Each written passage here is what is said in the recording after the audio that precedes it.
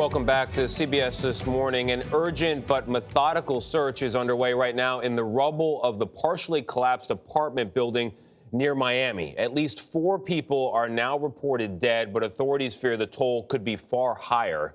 They say at least 99 people are unaccounted for, and of course there are still questions about what caused the collapse.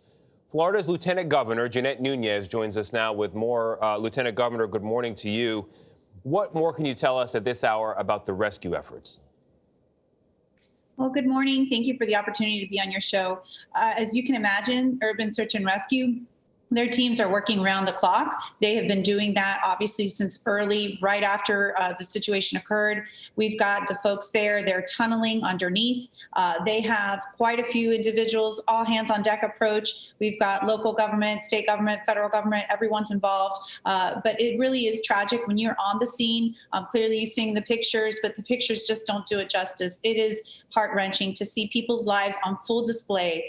Everything from small personal items, stuffed animals, toys, people's livelihoods, obviously everything on full display. It is just tragic. It is. Governor DeSantis last evening declared a state of emergency. We've also heard President Biden say he's ready and willing to help. Has the governor spoken to President Biden?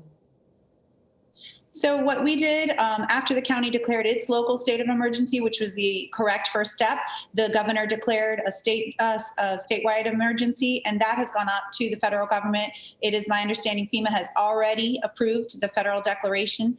So all of those pieces are in place. I don't know if the governor has spoken to the president. I don't know if the president has called him, but certainly we have all the pieces in place as it relates to coordination and assistance through FEMA. Also important to note that individuals have been displaced temporarily, those in the standing portion of the building as well as the buildings alongside.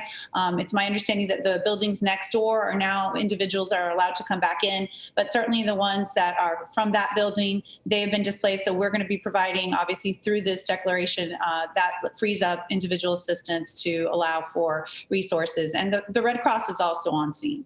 Lieutenant Governor, as early as the 1990s, there apparently was evidence that the building was actually sinking a little bit. It was constructed on wetlands. Is there any recent evidence that the building was unsafe in any way that we know of? So I don't have that information currently. I know that there are structural engineers on site, inspectors, all of the county components that monitor and that are responsible for inspections are going to continue to investigate to see what was the root cause. If it was an issue, what needs to be done to mitigate for other buildings that perhaps may be in the same situation. But that building was built in the 80s, obviously before the county hurricane codes due to Hurricane Andrew, the building codes rather, due to Hurricane Andrew. And so obviously, we want to make sure that we get to the bottom of it so we can provide the families with answers. I think everyone is desperate for information. They want to have answers as to why this happened. They want to make sure that this doesn't happen again. As you can imagine, this is just a terrible, tragic scene. Yeah. All right. Lieutenant Governor Jeanette Nuñez, thank you so much for joining us this morning. We do appreciate it.